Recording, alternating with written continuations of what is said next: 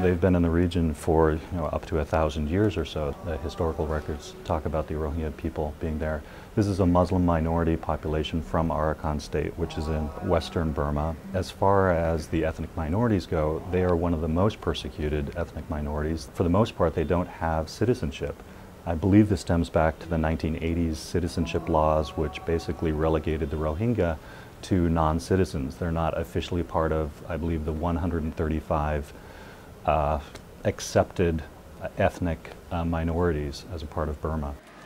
They are facing intense ethnic and religious persecution as Muslims in Burma, unwelcome in another Islamic state, Bangladesh. The fundamental problem is Burma. And the fundamental problem is the military government's attacks against these people and these ongoing campaigns, which have been described as ethnic cleansing, which have been described as meeting the threshold for crimes against humanity, systematic, widespread abuses.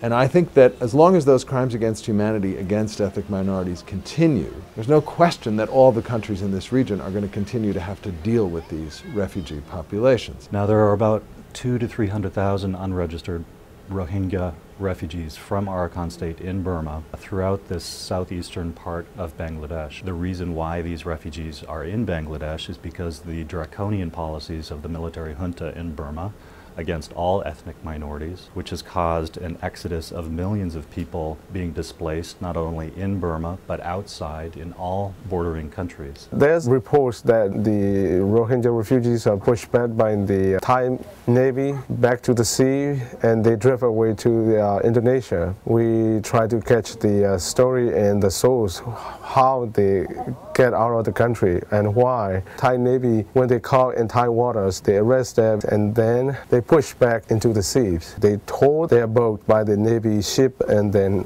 tow away to the sea. The refugee situation can be described as a chronic emergency in Bangladesh. This has been going on for over 15 years. It's one of the longest running refugee situations in the world. The Bangladeshi authorities, notably the police and the border security forces, are forcibly expelling these refugees back to Burma, where they have indeed a well-founded fear of persecution. And Indonesia and Malaysia have really done nothing for them. This is a persecuted Muslim minority in their backyard who are truly between a rock and a hard place. And that to me is just an extraordinary abdication, really, of political responsibility.